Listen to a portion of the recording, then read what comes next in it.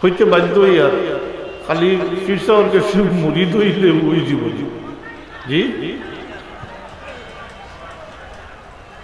এটা এক জমানা গেছে এর লাগিও তো সৈয়দ আহমদ বেল্লভী রহমতুল্লাহ আলাইহে সময় এরকম অবস্থা হয়েছিল মানুষের যে মানুষে মনে করতো যে আমি ফিরসাওয়ার কাছে বয়স হয়ে গেছি মুরিদ হয়ে গেছি তা না আর আমার আর কিচ্ছু করা লাগতো না জি মুসলমানি শিথিল হয়ে গেছিল একদিকে ইংরেজের ষড়যন্ত্র মারাঠা শিখ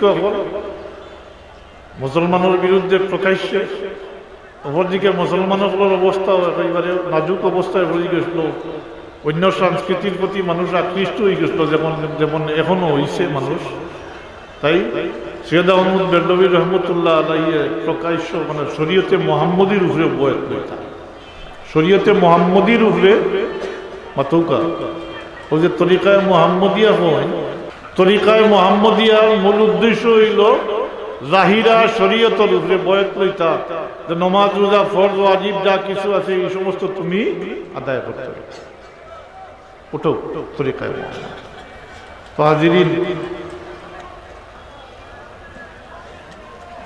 আমাদের মধ্যে এটা ভুল ধারণা আছে কেউ কেউ তো এরকম আসছেন যে আমি ইজাজত পাই গেছি তরিকার অত ফিসা হয়ে গেছি আর আমার কোনো আমলের দরকার না এগুলা মনে আছে বহুত মনে মনে আছে ভাই হল বিষয়টা কিন্তু বড় কঠিন আমানতদারিটা বড় কঠিন ইজাজত পাইছেন আপনাদের চলার পারমিশন দিছেন আপনি চলিয়া নিজে আটিয়া চলিয়া গিয়া গন্তব্যত কষ্ট ওটাও ইজাজত ফির বোনা তো সহজ আমি আগে দিয়ে কথা আইলো আমি আফাত আসলাম আপনার সামনে ও যে গাওয়ালি সাহাবীর ঘটনা তাহলে রবিবের জিজ্ঞাসা করেনি ব্যক্তিরে যে তুমি জিজ্ঞাসা করলা কিয়ামত কোন সময় হইব তোমার কিয়ামতের লাগি কি প্রস্তুতি আছে কি সামানা আছে অর্থাৎ কি আমল তোমার আছে এই ব্যক্তি সহজ সরল মানুষ এখন জবাব দেন ইয়া রাসূলুল্লাহ কিয়ামতের সামানা বলতে যা কিছু বুঝায় অর্থাৎ বেশরি নফল ইবাদত বন্দেগী নফল নামাজ রোজা ইত্যাদি এটা তেমন কিছু আমার নাই আগেও হয়েছি এখনো হইয়া যে এই কথার দ্বারা মনে করেন না জানি যে বেনমাজি মানুষ আসলে এই কথা মনে করলে ভুল হইব আল্লাহ রসুলের সাহাবী মাতই না নফল ইবাদত বন্দেগী এটা ফেরুতুনি হইতে পারে মাতই না ফেরুতুনি হইতে কিন্তু তেমন ইবাদত বন্দেগী নফল ইবাদত বন্দেগী তেমন আমার নাই তবে ইন্নী উহিব্বুল্লাহ ওয়া রাসূলা আমি আল্লাহ এবং আল্লাহর রাসূলকে মহব্বত করি মায়া করি আল্লাহ হাবিব এই ব্যক্তির জবাব দেন আনতা মামান আহবাবতা আনতা মামান আহবাবতা এই ব্যক্তি একা এর লাগে আনতা শব্দ কইছেন যার অর্থ হইব তুমি যারে মহব্বত করো তুমি তার সঙ্গী হইবা আইমা মুহাদ্দিসিন মুহাদ্দিসুন যখন এই হাদিসের ব্যাখ্যার মাঝে লেখছেন যে আল্লাহর হাবিবে এই সাহাবীরে বুঝাইতে চাইছেন তুমি যেহেতু আল্লাহ এবং আল্লাহর রাসূলকে মহব্বত করো তাই তুমি খেনে পেরেশানির মাঝে ফসো খেনে তুমি পেরেশানি করো যে কিয়ামত কোন সময় হইব কি না হইব তুমি যেহেতু আল্লাহ এবং আল্লাহর রাসূলকে মহব্বত করো তাই তোমার হাসর আল্লাহর রাসূলের সাথে এটা আল্লাহর তরফ থেকে আসে মা বাবার সাথে আওলাদের সাথে মা বাবার এটা ফিতরি মহব্বত আর আল্লাহর সাথে মহব্বত এটা মূলত আল্লাহর পক্ষ থেকে বিভিন্ন পর্যায়ে অতিক্রম করিয়া মানুষের দিলের মাঝে এটা গাছে সেটা আমরা হাদিস শরীফও পাইছি যে আল্লাহ তাবারাকা ওয়া তাআলার কোন বান্দা যখন নফল ইবাদতের মাধ্যমে আল্লাহর কুরবত হাসিল করিলাই তখন রব্বুল আলামিনে তার এই বান্দারে মহব্বত করেন মায়া করেন আর যখন রব্বুল আলামিনে মায়া করো তো জিবরিল আমিন যে ডাকিয়া কইন ও জিবরিল আমি আমার অমুক বন্দারে মহব্বত করি, তুমি জিবরিলেও মহব্বত করো, মায়া করো। জিবরিলে আমিনে মহব্বত করই, আর সাথে সাথে আসমানবাসী হলরে অর্থাৎ ফিরিস্তা করলে জানাই দেন যে পরবর্তীকালে আলমে তার অমুক বন্দারে মহব্বত করে, তুমি তাই মহব্বত করো। ও ফিরিস্তা হলে মহব্বত করেন, মায়া করে। এরপরে আল্লাহর পক্ষটা কি এই ব্যক্তি মহব্বত আল্লাহ জমিনবাসীর অন্তর ডালি দেন, জমিনও বিছাই দেন, অর্থাৎ জমিনবাসীর অন্তর ডালি দেন। ফায়ুদাহুল কবুলু ফিল আরদ, হাদিস শরীফের ইবারত। ফায়ুদাহুল কবুলু ফিল আরদ। ও আল্লাহ ওয়ালা হলে, আল্লাহর বান্দা হলে মহব্বত করে। চারটা স্তর অতিক্রম করিয়া এরপরে জমিনবাসী মানুষের অন্তর আইয়া আল্লাহ মহব্বত দেখাল হয়। আর আমরা এই কথাও জানি যে যে যারে মহব্বত করে তার লগে তার সঙ্গী হইব। যদিও আমরা বাসায় কই বললাম যে যারে মহব্বত করে মায়া করে তার লগে তার হাসর হইব। তবে হাদিস শরীফ বলা হয়েছে যে আল মারউমা মান আহাব্বা, আল মারউমা মান আহাব্বা, যে যারে মহব্বত করে তার সঙ্গী হইব।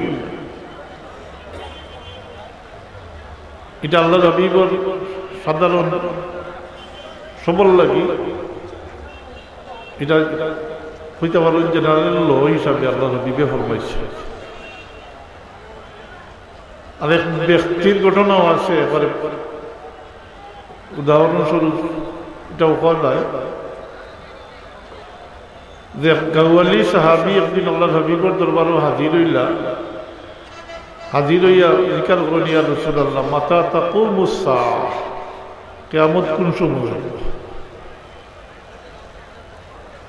প্রশ্নটা বুঝছেন? জি, মাতা তাকুমুস সাআহ, কিয়ামত কোন সময় অনুষ্ঠিত হইবে? রেওয়ায়াত আছে দুই কিসিম। কোন রেওয়ায়াত মোতাবিক আল্লাহর হাবিব তখন নমাজের সময় নমাজও খাড়া হয়ে যায়, নমাজ পড়িয়া এনে তলব করো। আর কোন রেওয়ায়ত আছে তখনও এই ব্যক্তিরে জিজ্ঞাসা করো যে তুমি জিকাইলে কিয়ামত কোন সময় হইব, তোমার কিয়ামতের লাগি কি সামানা আছে, কি আমল আছে, মাতুকা সামানা আমল কি আছে। এই ব্যক্তি গ্রাম্যর বাসিন্দা, আরবিতে বদৌই হয়, প্রশ্ন করছেন। সাধারণত সাহাবায়ে কেরাম হলে এইরকম প্রশ্ন করতাম না। সাহাবায়ে কেরাম হলের জীবনী দেখলে দেখা যায় এরা সকাল থেকে সন্ধ্যা রাত পর্যন্ত অপেক্ষা করতাম বইয়া যে বাইরের থেকে কোনো ডেলিগেশন, কোনো প্রতিনিধি দল আইলে তারা জিজ্ঞাসা করবার শরীয়ত সম্পর্কে, মুসলমানি সম্পর্কে, বিভিন্ন সমস্যা সম্পর্কে আমরা শুনবো, হিকিম। এর লাগে সাহাবায়ে কেরামের প্রশ্ন করতাম। বরং এর উল্টাও আল্লাহ হাবিবে কোনো কিছু জিজ্ঞাসা করলেও, জানা থাকলেও জবাব দিতাম না। জানা থাকা সত্ত্বেও জবাব দিতাম না, আদবর লেহাজ রাখতাম। কারণ আল্লাহ হাবিবের থেকে আগ বাড়ি গেলে এটা আল্লাহর পছন্দ নয়, এটা আল্লাহর মোটেও পছন্দ নয়। সরাসরি আল্লাহর নিষেধিতা বোধ ক্ষেত্রে নাজিল হয়েছে। আপনারা জানেন হয়তো যে কোনো সফরও আল্লাহ হাবিবে কুরবানি দিবার আগে সাহাবায়ে কেরামের মাঝে কেউ কুরবানি দিলাইলা, কুরবানি দিলাইলা, কুরবানি দেওয়ার সময় গেছে, কুরবানি দিলাইলা। এখানে খেয়াল করলাম না যে আল্লাহ হাবিবের কুরবানি দিছেন কিনা। আল্লাহ তাবারাক ওয়া তাআলা সতর্ক করে দিলাইলা যে লা তুকাদ্দিমু বাইনা ইয়াদাইল্লাহি ওয়া রাসূল, তোমরা আমার হাবিবর আগ বাড়িও। এটা বহুত কিছু এরকম আছে। তো সাহাবায়ে কেরাম আল্লাহ রবিবে কোনো কিছু জিকার করলে জানা থাকা সত্ত্বেও জবাব দিতা না, অপেক্ষা করতাম নিশ্চয়ই এই কথা জিজ্ঞাসা করছেন, এর মাঝে কোনো রহস্য আছে। বরং জবাব দিতা ফিদাকা আবি ওয়া উম্মি ইয়া রাসূলুল্লাহ, ফিদাকা আবি ওয়া উম্মি ইয়া রাসূলুল্লাহ। জবাব দিতা আমরা মা বাপ আপনার কুরবান ইয়া রাসূল।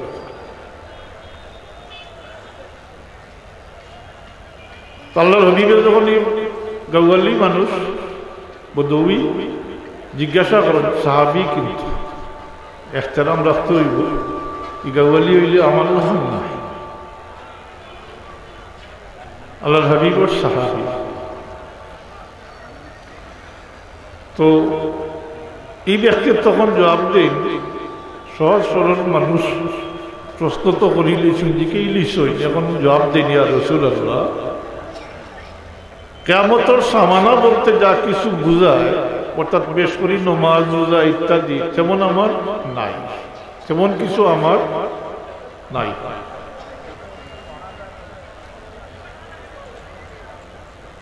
মাশাআল্লাহ, এই কথা মনে করেন না জানি যে বেনমাজি আসলা, এই কথা মুঠেও মনে করেন না জানি। এর অর্থ হইল নফল আবাদত বন্দেগী, কিয়ামতের সামানা বলতে যা বুঝায় এটা নফল আবাদত বন্দেগী। ফরজ তো করতে, এটা তো ফরজে আয়, নইলে ফরজে আয় না, মাতই না। এটা তো কোনো খেয়াল আছে না, মাতই না, মাত্রা নাই না। জি কথা লম্ব হয়ে যাব। আমি যদি স্বীকার করিতে তো হ্যাঁ কইতে হইব, এটা স্বীকার করতে হইব। আজকাল তো একগুলোরে ফ্রি করে দিলে এই জন্য নামাজটা কি মুসলমানিটা কি ফ্রি করে দিলে এই জন্য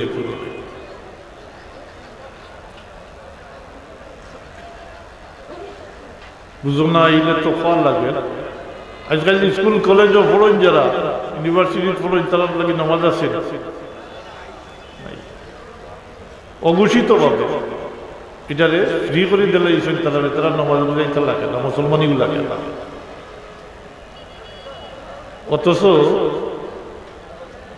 মুসলমানি শিক্ষা করা প্রত্যেকের উপরে ফরজ, প্রত্যেকের উপরে না কিতা না খালি মেসা বলে হুজুরে হলে করতে খালি জি না বয়স হইয়া হলে করতে।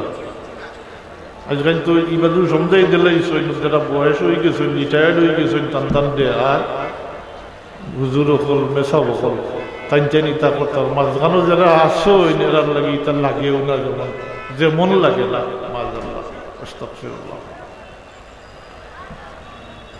বর্তমানে হলেও চলে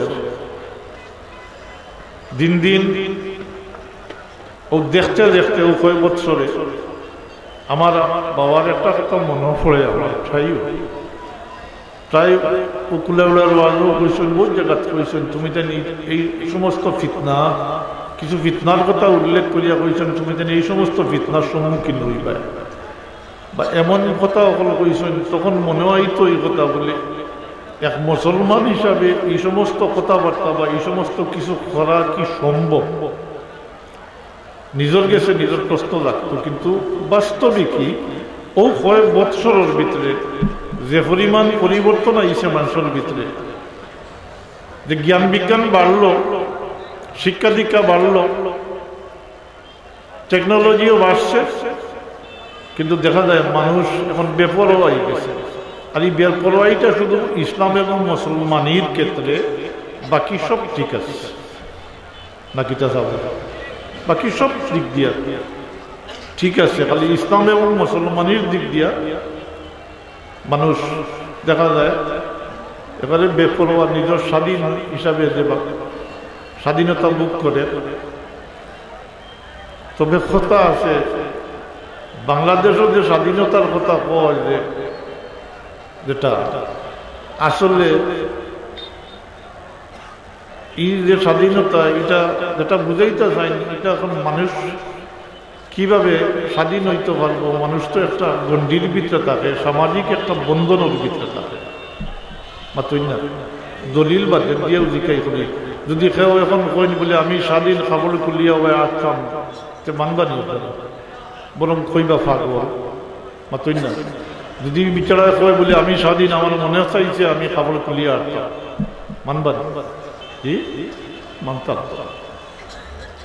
তাহলে এই স্বাধীনতাটাও একটা গণ্ডির ভিতরে এটা সীমারেখার মধ্যে সীমিত যে মনের যা চায় আর হ্যাঁ তা করার কোনো পারমিশন নাই আর মুসলমান হল কিন্তু একেবারে নির্দিষ্ট একটা সীমারেখা আছে না একটা সীমারেখা স্বাধীনতা বলতে আজকাল এটা উপভোগ করডা বাদে তা করডা এটা আসলে ইসলামের মৌলিক দিক দিয়া এটা এরকম স্বাধীনতা কোনো সময় স্বীকৃতি দেয় না ইসলাম তো হাজিরিন এই দিক থাকো আজকাল যে পরিস্থিতি যেটা এটা বড় কঠিন অবস্থা দিনকে দিন মুসলমানের সংখ্যা বাড়ে কিন্তু মুসলমানই কমতে আছে নমাজি মানুষের সংখ্যা কমে দিনকে দিন কমতে আছে বড় চেষ্টা তদবির করিয়া বড় পরিশ্রম করিয়া জীবনের একটা বড় হিস্সা ব্যয় করিয়া আমার ওয়ালিদ মোহতরমে গড়ে গড়ে সহি কোরআন শরীফের শিক্ষা সহি তিলাওয়াত করে করে পৌঁছাইছিলা এটাও এখন সীমিত হয়ে যায় এটা খালি মেসাব গোষ্ঠীর মাঝে এখন সীমিত হয়ে যায় এটার আগের যে ব্যাপকতা আসলে এখন কমে যায় এটার কারণ হইল কোরআন শরীফ পড়া জানে না তো সহি যুদ্ধ করার তো প্রশ্ন এখন তো বেশিরভাগই কোরআন শরীফ পড়া জানে না যদি আমার কথাটা ভুল হয় আমি নিজে খুশি হইব কিন্তু তারপরেও আজকাল যে সকালকুর মক্তব উঠে গেছে আর সকালে স্কুল আরম্ভ হয়েছে এই সমস্ত বাচ্চা এই স্কুল আইন তো অর্থাৎ কেজি স্কুলও পড়ি পড়ি এখন জোয়ান হয়ে গেছে এবং বহুতে বিএ এম এ পাস করিয়া আসছে বহুত আরো অ্যাডভান্স হয়েছে যারা সকালে বক্তব্য পড়ছে না এরা জিজ্ঞাসা করেন জানি আমার তো মনে হয় 80% জনে কোরআন শরীফ আতলিয়া দেখছে আমি আগেও হয়েছি এখনো হই আর আমার ধারণাটা ভুল হইলে আমি নিজেও খুশি হইব কিন্তু বাস্তবতা হইল এই যে এরা মুসলমান হওয়া সত্ত্বেও কোরআন শরীফ আতলিয়া দেখছে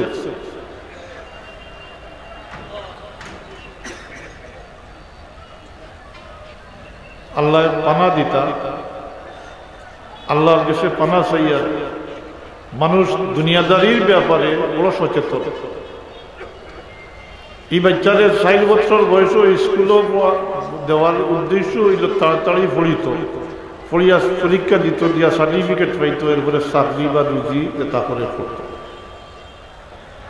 মাতই না ওটা উদ্দেশ্য না জি কিন্তু মুসলমানি শিক্ষা দেওয়া যে ফরজ আর বাপর উপরে মা বাপর উপরে বিশেষ করে বাপর উপরে ফরজ বোমায় না ওয়াজিব বাচ্চান্তরে মুসলমান বা নানি মুসলমানি শিক্ষা দেওয়া এটা মোটেও নাই এটা মোটেও নাই অবস্থা এইভাবেও চলে যেমন আর এইভাবে যদি চলতে থাকে অদূর ভবিষ্যতে মুসলমান থাকবা আসা কিন্তু মুসলমানই থাকতো না মাআযাল্লাহ মুসলমানই তালাশ শরীফ হওয়া বড় কঠিন হইব অদূর ভবিষ্যৎ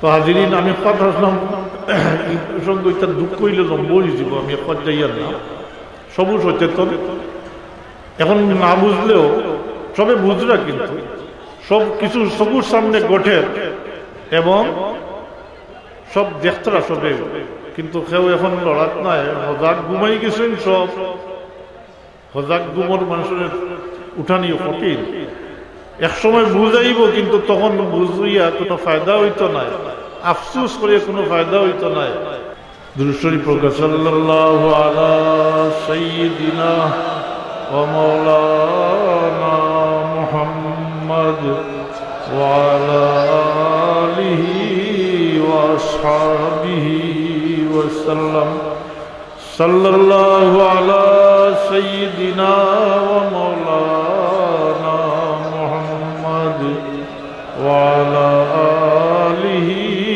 وأصحابه وسلم. হাজিরিন,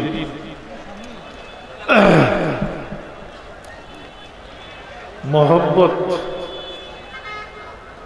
আজকাল ফল লাগে কথা ফিরাকির উদ্দেশ্য কিতা আমার মতো অনেকেই জানি না। আমরা এর লাগে বিভ্রান্তের মাঝে পড়ে যাই। আমরা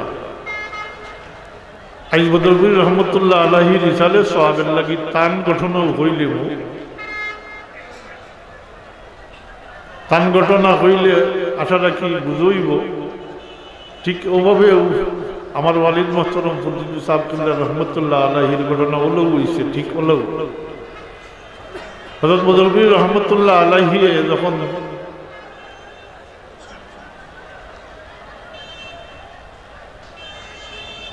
টাইটেল পাস করলা তাই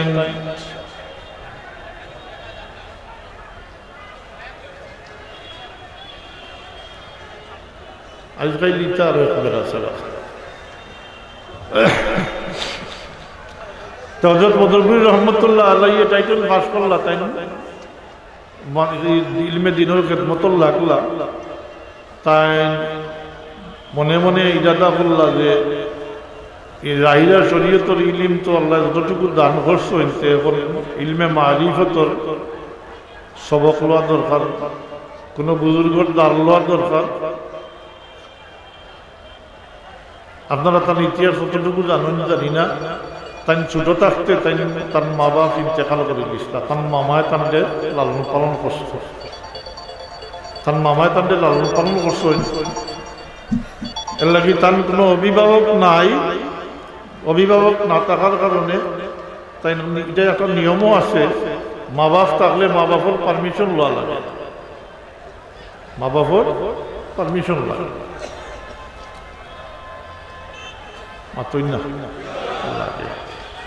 এটা বহুত কিছু আছে, দেখা যায় কোনো কোনো ক্ষেত্রে দেখা যায় আল্লাহর হকটা কি মা বাপর হক অগ্রগামী।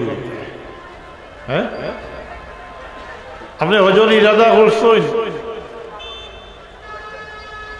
আপনার মা বাপ তা করতে তার পারমিশন নফল হজর ব্যাপারে পারমিশন লাগবে তারা না, মা বাপর পারমিশন লাগবে। আর নফল এবাদত নফল হজর ব্যাপারে স্ত্রী থাকলে স্ত্রীরও পারমিশন লাগবে, পারমিশন ইজাজত লাগবে। আর তো হজ হইল ফরজ। হাজিরিন, হজ ফরজ নাইনি, ইসলামের 5টা রুকুনের মধ্যে একটা রুকুন নাইনি। মানিস্তাতা ইলাইহি সাবিলা, এই পর্যায়ে ফসি গেলে হজ হইল ফরজ, হজ হইল ফরজ। তো ফরজ আদায় না করলে গুনাহগার হইবা না নি? জি, গুনাহগার হইবা। এর লাগি হজ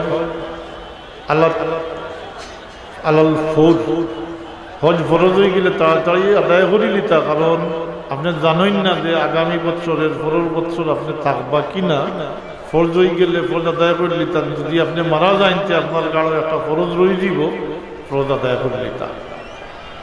আমি যেটা কইতাম চাই আর এই ক্ষেত্রে, যদি আপনার বুড়া মা বাপ থাকেন আর আপনি হজ গেলে তারা কষ্ট হয়, তারা দেখাশোনার কোনো মানুষ না থাকেন,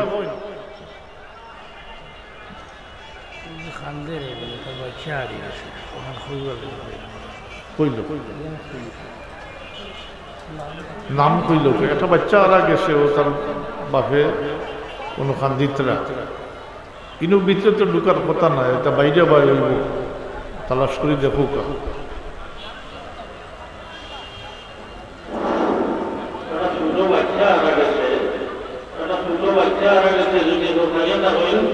নাম কি? নাম হোক কিতা জিজ্ঞাসা মাহি, নাম হলো মাহি।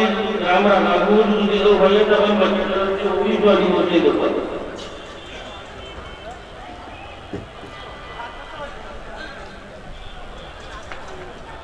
সাল্লাল্লাহু আলা সাইয়্যিদিনা ওয়া মাওলানা মুহাম্মদ ওয়া আলা আলিহি ওয়া আসহাবিহি ওয়া সাল্লাম। সাল্লাল্লাহু আলা سيدنا ومولانا محمد وعلى آله وأصحابه وسلم তাহাজিরিন হজ ফরজ হইলে আদায় হইলে তা দেরি করতা না যদি দেরি করই না আর ইত্য বছরে আপনার মালিকুল মুত হাজির হয়ে যায় না আপনি মারা যাইতে আপনার উপরে একটা ফরজ রয়ে দিব কিন্তু যদি আপনার মা বাপ থাকেন দুইজন অথবা একজন অসুস্থ থাকেন আর আপনার খেদমতের উপরে তার নির্ভরশীলতা থাকে যদি আর আপনি গেলে কি তার খেদমতের অসুবিধা হইব বিকল্প কোনো ব্যবস্থা নাই এই অবস্থায় আপনি দেরি করতে পারেন যতদিন এই অসুবিধা দূর হইত না আপনি হজ দেরি হইলেও আপনি গুনাহগার হইতেন আল্লাহর হক একদিকে মা বাপর একদিকে মা বাপর হযরত বদরপুরি রহমতুল্লাহ আলাইহির যেহেতু তার ওয়ালিদাইনের মধ্যে কেউ জীবিত না তাই নিজের মনে মনে ইরাদা করছেন কারোর সাথে আলাপ করছেন না পরামর্শও করছেন না তাই নিজে ইস্তেখারা করছেন নিজে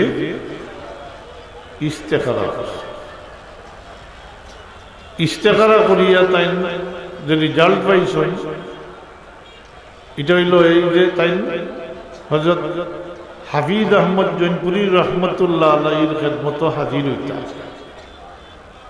কার খেদমত জানা আছে হাফিজ আহমদ জৈনপুরি রহমতুল্লাহ আলাইহির খেদমত হাজির হইতা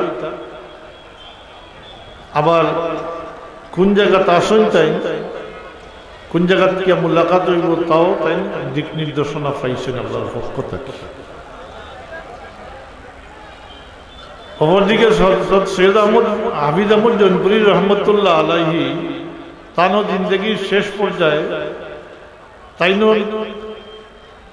একটা প্রস্তুতি একটা আমানত সমঝাইতা তাইনো অপেক্ষা এমন কারোর গেছে আমানত সমঝাইতা তাইনো আল্লাহর দিকে রুজু করছেন অর্থাৎ একজন অলির পক্ষে যেটুকু করা তাই করছেন তাইনো ইশারা পাইছেন যে হযরত বদরপুরি রহমতুল্লাহ আলাইহি তার খেদমত হাজির হইবা তার কাছে আমানত সমঝাইয়া দিতা হযরত বদরপুরি রহমতুল্লাহ আলাইহি যেভাবে তাই পাইছেন তার ইস্তেখারার মাধ্যমে তাই ঠিকওয়ালা রওনা করছেন কোনো মানুষের কাছে গফ করছেন না কোনো সঙ্গী সাথীও না তাই একলা রওনা করছেন বদরপুর থাকি তাই যে ইশারা পাইছেন যাইতা চাঁদপুর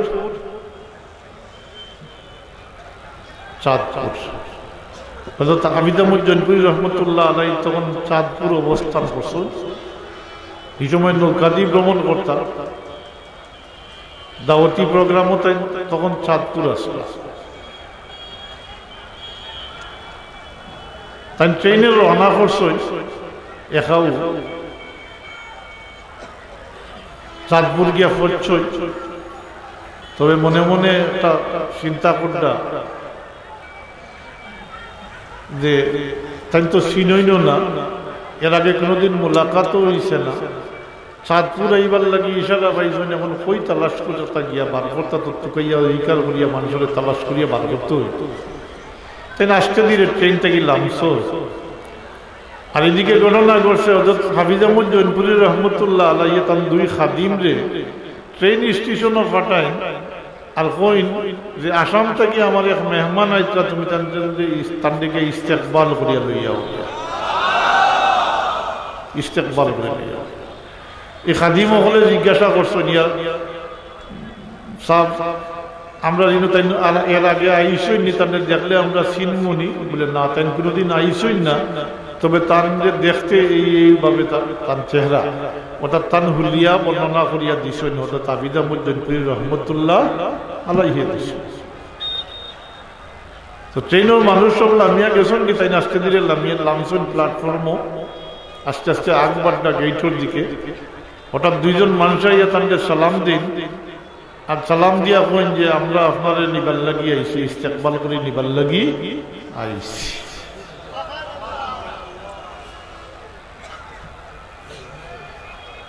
তাই বুঝিলে কোনো প্রশ্ন করইন না, এই দুইজনের সঙ্গে তাই রওনা করিলেন।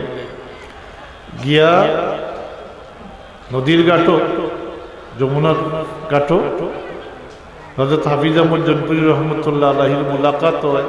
তখন তাই বজরার মাঝে, নৌকার মাঝে, বড় নৌকার মাঝে হাফিজ আহমদ জনপুরি রহমতুল্লাহ আলাইহে তার কান্দর আসবস রুমাল নৌকার মাঝে ওখানে বিছাইয়া দিছই বইবার লাগে মাতুই না দিছই। হযরত বদরুদ্দিন রহমতুল্লাহ আলাইহি বইছই না, বর কথাও নয়, বর মাতুই না কথা। তাই খুব যত্ন সহকারে এটা আটাইয়া জমা দিয়ে আবার ফিরত দিলাইছই। বইছই দূর থেকে গেছেন, মেহমানদারি হয়েছে, পয়লা কোনো কথাবার্তা হয়েছে না এই সম্পর্কে। খাওয়া দাওয়ার পরে হযরত হাফিজ আহমদ জৈনপুরি রহমতুল্লাহ আলাইহি তাদের বদরুদ্দিন রহমতুল্লাহ আলাইহি জিজ্ঞাসা করেন, কিস লিয়ে আয়ে হো, কিস লিয়ে, কিসের জন্য, মানে কিতার লাগে। হাফিজ আহমদ জৈনপুরি রহমতুল্লাহ আলাইহি প্রশ্ন করেন, হযরত বদরুদ্দিন রহমতুল্লাহ আলাইহি জবাব দেন, আল্লাহ এবং আল্লাহর রাসূলের মহব্বত হাসিল করবার লাগে, মহব্বত হাসিল করলে খায়। আবার হাফিজ আহমদ জনপুরি রহমতুল্লাহ আলাইহি একই প্রশ্ন করেন, হযরত বদরুদ্দিন রহমতুল্লাহ আলাইহি ঠিক এইভাবেও জবাব দেন। তৃতীয়বার প্রশ্ন করেন, তৃতীয়বারও একই জবাব দেন। এরপরে হাফিজ আহমদ জনপুরি রহমতুল্লাহ আলাইহি তার রুমাল যেটা ওটা বাড়াইয়া দিয়ে তাকে মুরিদ করেন, পয়লা বয়াত করায়। আর বয়াত করাইয়া লইয়া মুরাকাবাত লইয়া বইতাম। দীর্ঘ সময় মুরাকাবা হালতে গেছে। মুরাকাবা শেষ হওয়ার পরে হযরত বদরপুরি রহমতুল্লাহ আলাইহিরে হাফিজ আহমদ জনপুরি রহমতুল্লাহ আলাইহি ফরমাইন যে তোমারে আমি ইজাজত দিলাম।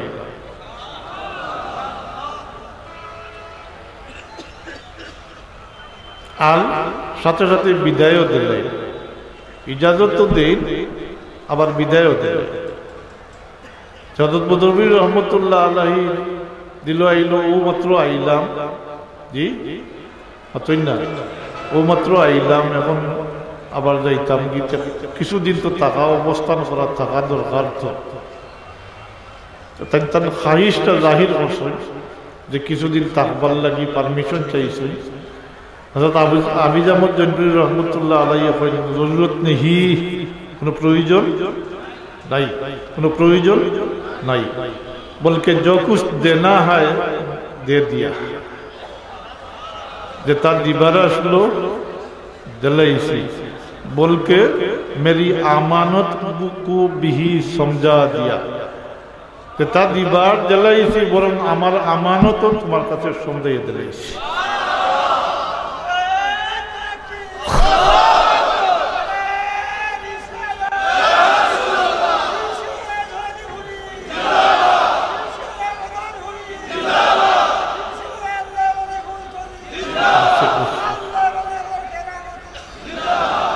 তো হাজিরিন, এখন তো থাকা যায় না। অন্য কলে প্রশ্ন করছেন যে দ্বিতীয়বার মুলাকাত কোন জায়গাতে হইত, কোন সময় দেখা হইব, কোন জায়গাতে হইব, জিজ্ঞাসা করছেন বদরপুরি রহমতুল্লাহ আলাইহি। এর উত্তরে হাফিজ আহমদ জনপুরি রহমতুল্লাহ আলাইহি ফরমায়েন, दूसरे मर्तबा मुलाकात नहीं होगा, দ্বিতীয়বার আর দেখা সাক্ষাৎ হইত না। বাস্তব দেখা যায় হযরত বদরপুরি রহমতুল্লাহ আলাইহি তো আসামের দিকে রওনা করিলা, আর পরের দিন হাফিজ আহমদ জনপুরি রহমতুল্লাহ আলাইহি ঢাকার উদ্দেশ্যে রওনা করলা। আর এই সবর থেকে ঢাকার যাওয়ার পরে কিছুদিনের ভিতরে আবিদামুজ্জনপুরি রহমতুল্লাহ আলাইহি ইন্তেকাল করিল্লাহ। তার মাজার শরীফ আছে চকবাজার শাহী মসজিদ আছে, জানা থাকা দরকার। চকবাজার শাহী মসজিদ আছে। তাজিরিন আমি যেটা কইতাম ইসলাম হযরত বদরুল রহমতুল্লাহ আলাইহি গেলাম আবিদামুজ্জনপুরি রহমতুল্লাহ আলাইহির খেদমত। আবিদামুজ্জনপুরি রহমতুল্লাহ আলাইহি একবার নাই, দুইবার নাই, তিনবার জিজ্ঞাসা করেন তান্ডে, তাই জবাব কিতা দিছ? আল্লাহ এবং আল্লাহ রসুলের মহব্বত হাসিল করবার লাগে। এটা থেকে আমরা সবক হাসিল করার দরকার নাই। জি, আমরা তো নিয়ত বলা গড়বড়ি থাকার কারণে তো কিছু হাসিল হয় না, ফলেও তো নিয়ত থাকে যে ফির হয়ে যেতা। জি মাতই না, ফির হওয়া তো সহজ, ফির হয়ে যেতা, এলে কিছু হাসিল হয় না। যার মূল উদ্দেশ্য আমরা পাইলাম যতটুকু এখানে সংক্ষিপ্ত আলোচনার মাঝে, এই তরিকতর মূল উদ্দেশ্য হইল আল্লাহ এবং আল্লাহর রসুলের মহব্বত হাসিল করা। যে আল্লাহ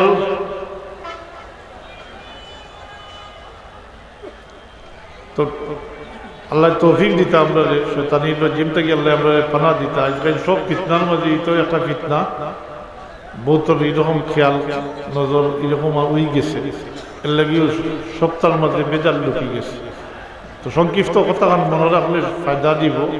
আমি বলছিলাম হযরত সাহেবুল্লাহ ফুলতরি রহমতুল্লাহ আলাই তান জিন্দগির ঘটনা উল্লেখ করছে। তান্ডে হযরত হযরত বদরুল রহমতুল্লাহ আলাইহি জিকার করছেন কিতাল লাগিয়ে গেছে। জি মাতই না, তাই না জবাব দিছিলাম।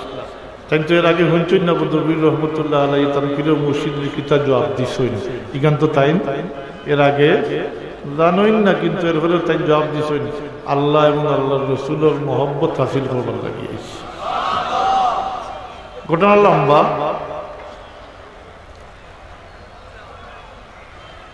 আপনারা যারা জানোই আর বেশিরভাগে জানারও কথা। আমার দাদা সাহেব ইন্তেকাল করছেন এই সময়, আমার ওয়ালিদ সাহেবের বয়স হইল 18 বছর। তাই নিজে খুঁজছে তার বয়স 18 বছর। এদিন যে রাত দাদা সাহেবের ইন্তেকাল এর আগের দিন বিকালে হযরত বদরুল রহমতুল্লাহ আলাইহি ও এরিয়াত সফর হয়েছে। দিনও আসলা এওলাসা, আর রাত্রে 8 গ্রাম দিতা। এওলাসার থেকে রওনা করার পরে আমরা বাড়ির নিচে দিয়ে তো রাস্তা দিতা, ওই রাস্তায় যখন শুনছেন যে আমার দাদা সব অসুস্থ, ঠান্ডে দেখাতে গেছে, ঠান্ডে দেখাতে গেছে। ঠান্ডে দেখিয়েও তাই তো দোয়া করছই না, আর তার সফর সূচিরে পরিবর্তন করে দিয়েছে। 8 গ্রাম যাইতা আসতো, 8 গ্রাম না গিয়া তাই আমরা গাঁও তো অবস্থান করছে। আমরা 2 বাড়ি ফুলবে একবারে ও রাইতো দাদা সাহেব ইন্তেকাল করেন।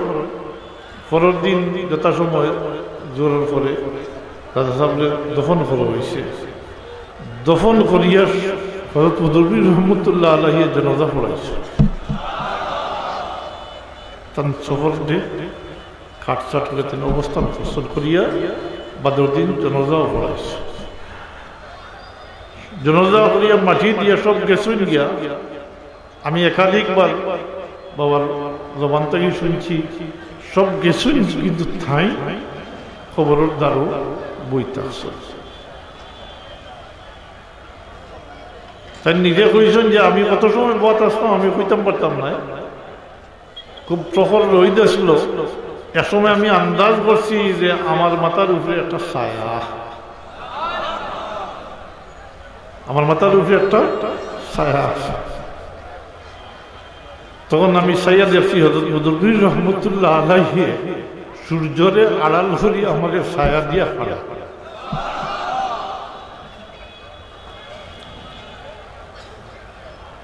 তান্ডে আতদরি উঠাইছই উঠাইয়া তান্ডে বাড়িতে লইয়া গেছে আর ওই সময় কইছই যে আইসটা কি তোমার অভিভাবক কইলাম আমি তোমার যেটা প্রয়োজন নয় তুমি আমার স্মরণ করিও আইসটা কি তোমার অভিভাবক আমি গেছে কি কয়েকদিন আমার ওয়ালিদ মোহতরম তাইনো মাথার উপরে থেকে ছায়া হরিয়ে গেছে পারিবারিকভাবে বুদ্ধায় দায়িত্ব বর্তাইছে এর লাগি তাইনো চিন্তা করছেন যে কোনো ছায়ার তল লওয়ার দরকার অর্থাৎ কেউ গেছে বয়স তো দরকার তখন তাই আলিয়া পর্যন্ত তখন পড়ছেন পাত্র তখন কামিল বাটাইতে দিছেন না ওই সময়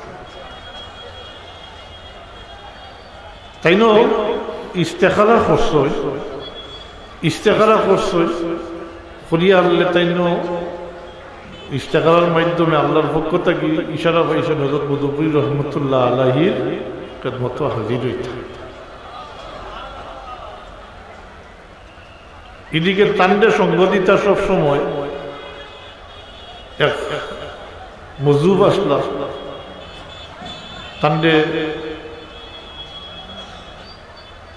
নাম আসলো তার নামটা স্মরণ না স্মরণ হইলে কইব তাইনো আসলা বাড়ি টঙ্গীত বাবার জমানি মোতাবিক তাই ইস্তেকারা থেকে উঠিয়া সজাগ হইছেন যখন তখন তাই গিয়া গোসল করছেন করিয়া কাপড় চোপড় গাত দিয়া বারো হইছেন টঙ্গীত যাওয়ার পরে খদ্দরালি দরবেশ তার নাম আসলো খদ্দর আলী দরবেশ সাহেব হইয়া ডাকিতা সবে দরবেশ ডাকিতা খদ্দর আলী দরবেশ তাই টঙ্গীত আসলা বাবা বাড়িতে বারো হইছেন বারো হইয়া টঙ্গীত গেছেন যেমন তান্ডে সঙ্গে লইয়া যাইতা রাইত দিতা তো গভীর রাইত তো তান্ডে সঙ্গে নিতা গিয়া দেখুন তাইন টঙ্গীর উত্তর রাস্তার খাড়া অপেক্ষা করতে তাইন কাপড় চোপড় কিনতে আর রেডি একেবারে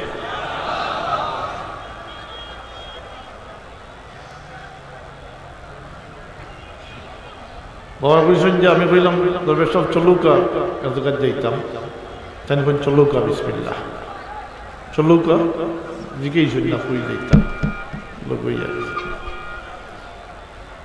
তো তাই যেভাবে পাইছিলা যেভাবে ইশারা পাইছেন গিয়া হযরত মধুপুরী রহমতুল্লাহ আলাইহি ঠিক এইভাবেও পাইছেন কারণ জায়গা তো কোনাকুনি হইলেও মনে হয় 12 মাইলের কম না আরো বেশ হইতে পারে জি মাত্র না এই সময় তোর গাড়িগুলোর চল না মাত্র না এই গাড়ি যাইতে হইলে পয়লা আমার বাড়ি দিয়া গাঁও বাড়ি দিয়া করিমগঞ্জ দক্ষিণগঞ্জ যাইয়া করিমগঞ্জ গেলে এরপরে গাড়ি পাইতা আর কোনাকুনি ওদিকে আগে দিক গিয়া কোনাকুনি 12 টকি হইয়া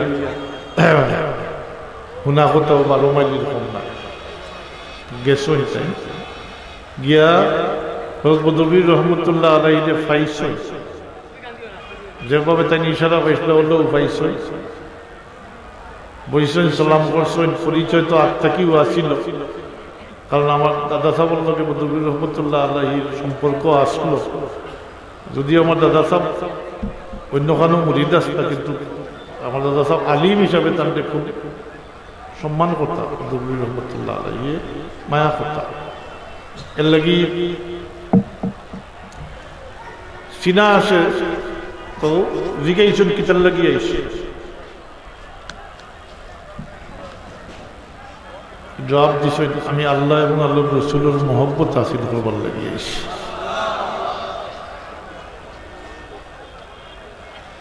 তাই না 3 বার জিজ্ঞাসা 3 বার একই উত্তর দিছেন 3 বার একই উত্তর দিছেন আল্লাহ এবং আল্লাহ রসুলের মহব্বত হাসিল করবার লাগি আইসি হযরত মধুপুরী রহমতুল্লাহ আলাইহি রুমাল বাড়াইয়া দিয়ে তাকে বয়াত করেন মুরাকাবাত লইয়া বই যায় মুরাকাবার শেষে তাকে ইজাজত দিলাই এর লাগি জানা আছে আপনারা যারা নাই, হযরত সাব কিবলার ইজাজত কিন্তু 18 বছর পূর্তি হয়ে গেছে। 18 বছর পূর্তি তো তার ইজাজত হয়ে গেছে। আর একটা কথা বাবা প্রায় কইতা, হযরত বদরপুর রহমতুল্লাহ আলাইহি ফরমাইতা যে তুমি এখন ইবাদত বন্দেগী করিলাও, আগে দিয়ে সময় পাইতা, আগে দিয়ে তুমি সময় পাইতা। আমরা তো দেখছি এটা সময় ব্যস্ততা, তান তিলাওয়াত ওজিফা তিলাওয়াত এটা সব গাড়ি চলতি অবস্থায় যাই করতা, কারণ সময় না, সময় চলতি অবস্থাতে গাড়ি তিলাওয়াত ওজিফা যা কিছু ওজাইফা সেটা সব গাড়ি চলতি অবস্থায় করতা। আর ওই সময় প্রস্তাবিত হইতাম যে সাবে তো কইসই না, এখন যা কিছু করবার করিলেও আগে দিয়ে সময় পেতে।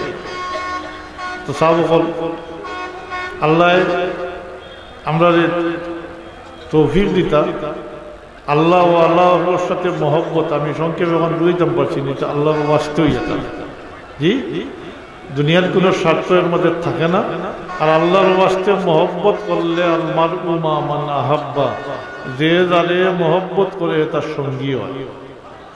জি, শুনি দমকে দরুদ ও উমেদ ও বিম বদারা বনে কা ববশত করিম, সেটা ফার্সি। যে কাল কিয়ামতের দিন এই ভয়াল সংকটের মাঝে বহুত গুনাহগার হল নেককার হল সঙ্গী বনিয়া ফারিয়া দিবা, সঙ্গী বনার কারণে ফারিয়া দিবা। সঙ্গ কতটুকু করে। আর বিলে ইন আল্লাহর ওয়াস্তে যদি আল্লাহর সাথে মহব্বত করেন, যদি আমল ঠিক থাকে আর শেষ পর্যন্ত যদি কোনো কারণে আখি যায়, তাইলে সহি রিওয়ায়াত মোতাবেক কাল কিয়ামতের দিন আল্লাহ হলে আল্লাহর মুমিন বান্দা হলে তার মুহিব্বিন হলে ফালাইয়া ব্যস্ত যাইতা নাই।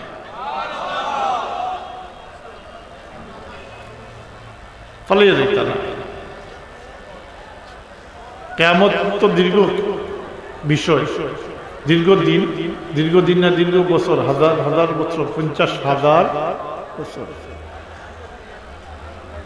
আল্লাহর হাবিবে সাহাবায়ে কেরামকে উদ্দেশ্য করে ফরমাইন, ও আমার সাহাবী হল, তুমি তোমার হক আদায়ের ব্যাপারে আমার সাথে যেভাবে আজকে কথা করায়, কাল কিয়ামতের দিন আল্লাহর মুমিন বান্দা হলে আল্লাহর সাথে একটা শক্ত কথা কইবা।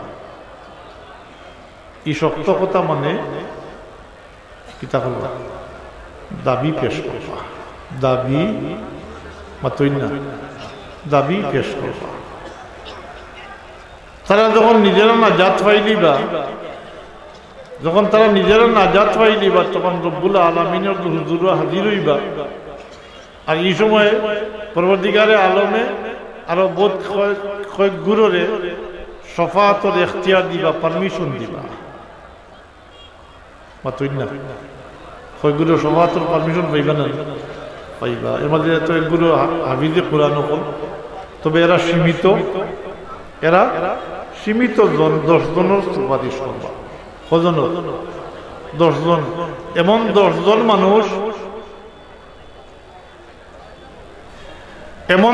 মানুষ যারা দুজক ওয়াজিব হয়ে গেছে, অর্থাৎ দুজকই বনি গেছে, এমন 10 জন মানুষের শফাআত করিয়া দুজক থেকে বার করিয়া ব্যস্ত লইয়া আইলা। এই সময় অন্যান্য নবী হলেও শফাআত করবা, ফিরিস্তা হলেও শফাআত করবা, আল্লাহর হাবিবের উম্মতের মাঝে মুমিন হল, গৌস কুতুব আবদাল হল, অলি হল, তারাও সুপারিশ করবা, আল্লাহ পারমিশন দিছে। অপরদিকে আল্লাহর ইরাদা বা ইচ্ছা হইল একগুলো মানুষের দুজক থাকি অন্যর সুপারিশে বার করিয়া আনতা, তাই পরবর্তীকারে আলমের দুজকের দ্বারকারে হুকুম দিবা, এরার প্রতি তাড়াহুড়া করিও না, আস্তে আস্তে অ্যাকশন শুরু করো।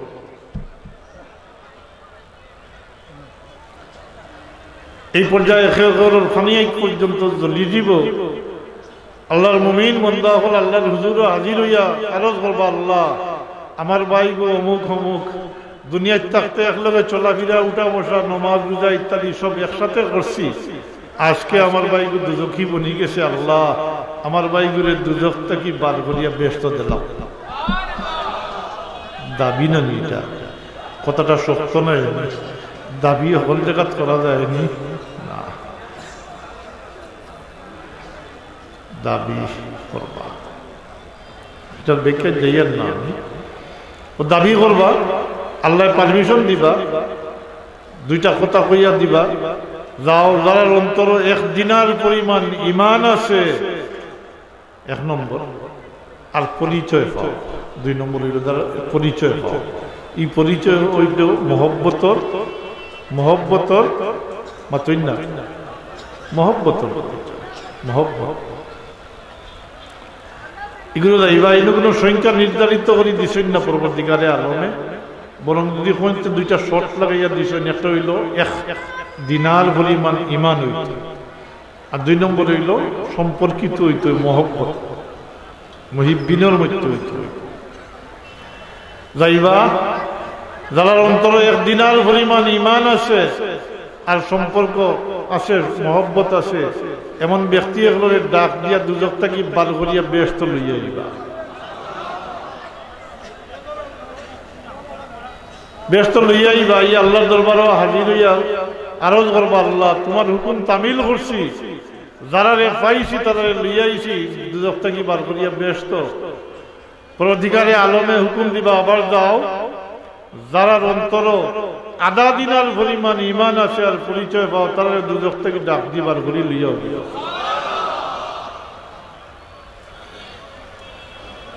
যাইবা।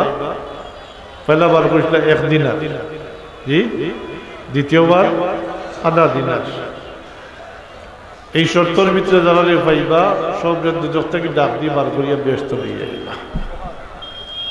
আই আল্লাহ দরবারও আবার আরো বলবো, আল্লাহ তোমার হুকুম তামিল করছি, যারা পাইছি সব লইয়া